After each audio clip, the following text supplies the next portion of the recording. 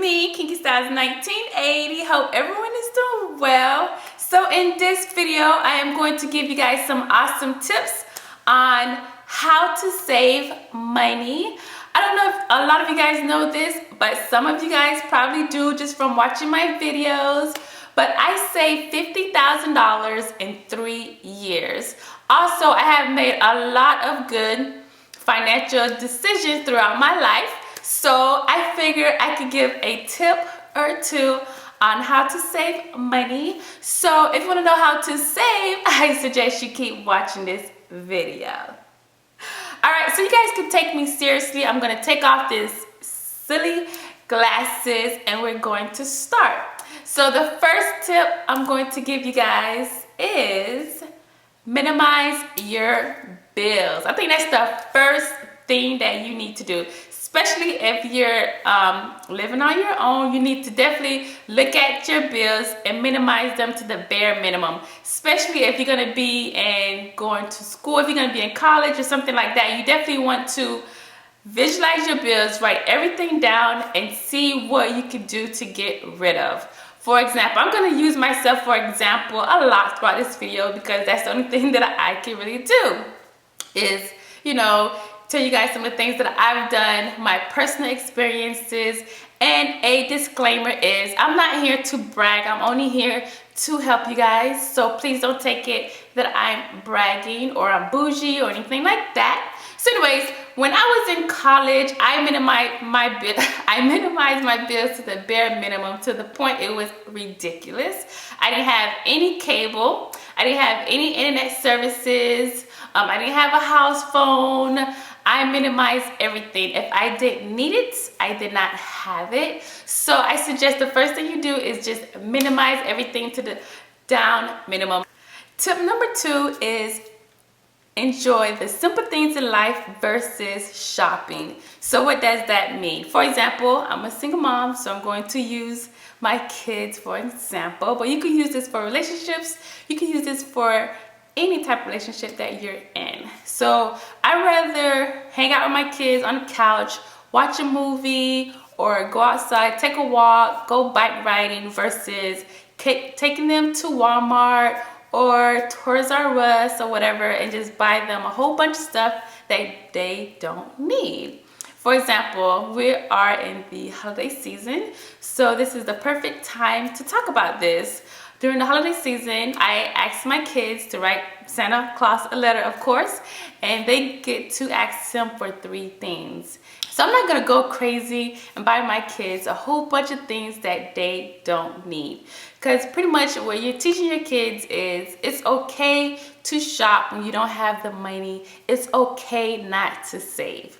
So avoid doing a lot of shopping, unnecessary shopping. Minimize your shopping to the bare minimum. Nobody gonna think you're a bad parent because your kids don't have 50 pair of shoes, okay? I'd rather take that money and open a college fund for my kids. Also, like I said, enjoy the simple things in life versus shopping. Same thing with going out with your girl. You could go over to their house and just hang out. At work, you don't have to go out and spend money on lunch. You could pack your lunch and have your favorite coworker or whatever come to your office or wherever and eat lunch together. You do not have to keep spending money on lunch food, on kids' clothing, on your boyfriend or whatever. Like, be real, be honest. Sit down with that person you have a relationship with and say, listen, I'm trying to save. I'd rather spend time with you than, buy gifts that you may not even need. So that is with any relationship that you have. Spend more time instead of shopping. And that goes for yourself. Do not go out shopping unnecessarily, buying things that you do not need. Enjoy the simple things in life. There's so many beautiful free things to do out here versus spending money. So that is tip number 2. This is one of my favorite tips. Tip number 3 is, and I always tell this to my friends, whether they listen or not, but this is one of my favorite tips, is to have an automatic saving withdrawn from your paycheck. So when you start your new job, even if you are not at a new job, you've been at your job forever, you can go to HR and let them know, hey, I would like to enroll in automatic withdrawals for a separate savings account. So meaning you will have 2 different banks, okay? So this is what I do. I have 2 different banks. One is SunTrust and one is a credit union. So every 2 weeks, I automatically save a percentage of my check. Actually, it's not a percentage, it's a certain amount that goes into my savings account, and the rest of the amount goes into my checking account. So I have automatic withdrawals, so I do not have to take the money out of my savings account or my checking account and transfer it over, anything like that. It's already done for me. So mentally in my head, when I get my paycheck, what I have is what I have to pay my bills, because the saving automatically went over to that other bank. So that's tip number 3, set up a automatic savings account. Tip number 4 go hand in hand with tip number 3, because tip number 4 is have 2 different bank accounts.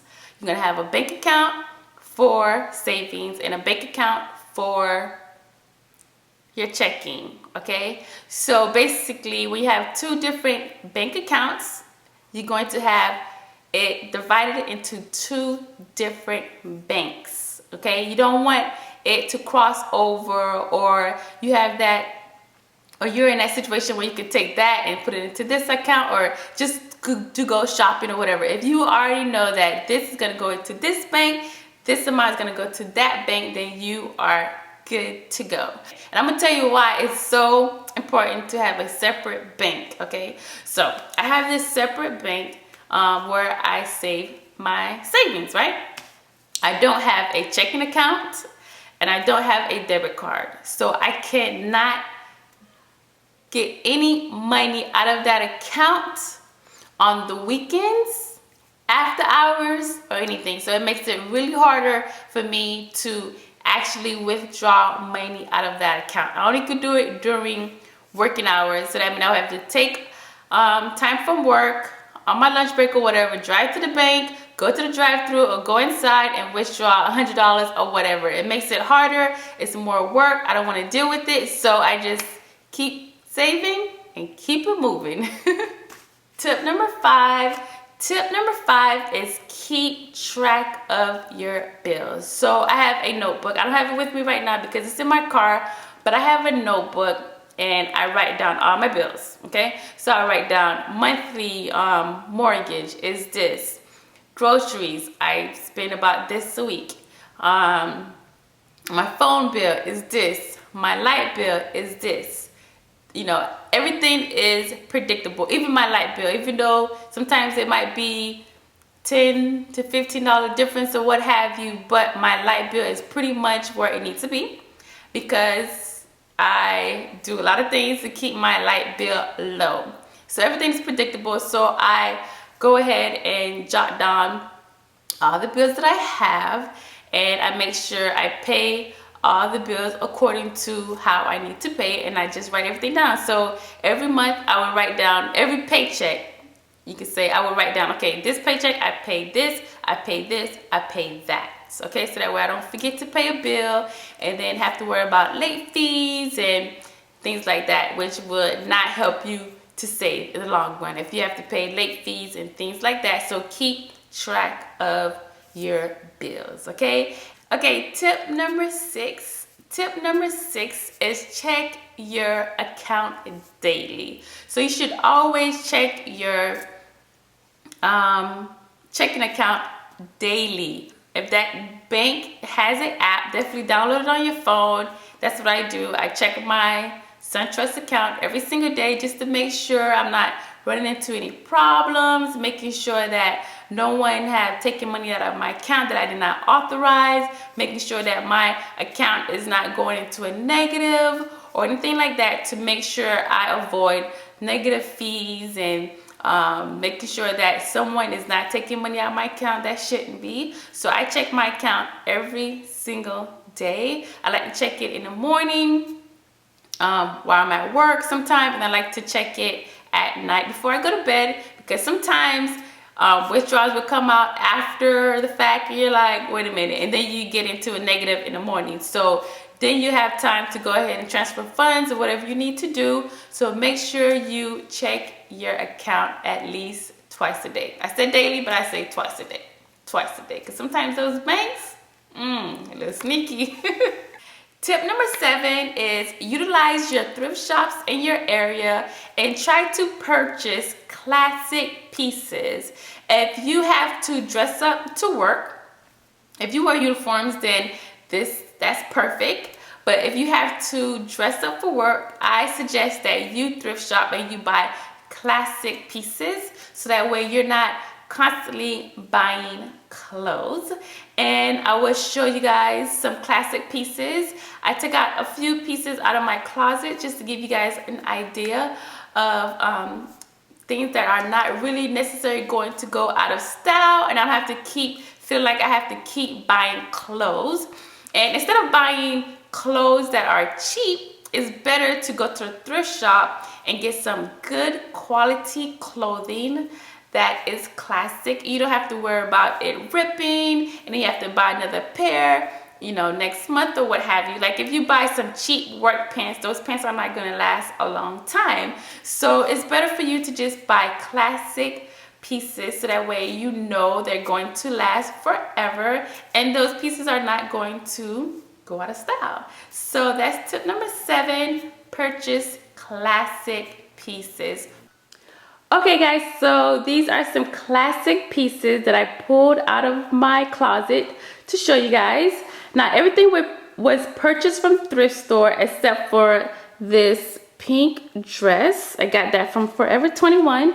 And also this purse was not purchased from the thrift store. And also my shoes, I did not purchase those from the thrift store either. But I just wanted to show you guys some classic pieces that you could purchase from the thrift store. And you don't have to worry about, you know, continuing buying clothes because of buying cheap clothes. Because when you buy cheap clothes, they don't last too long. So over here I have this beautiful pink dress, and you know, it's your typical dress that you could wear for a party or Christmas or even New Year's. So it's a typical party dress, you know, that dress that you want to wear to the Christmas party and show everyone, yeah, I still got it. So that's that. This dress would never run out of style in my opinion. I have this basic white top, so simple, so basic, and it's a classic piece, and you could wear this with pretty much anything, and you could also wear this to a job interview, so it's perfect. I also have this black and white top. Pretty simple and classic. It would not run out of style. I also have these slacks right here. Another classic piece.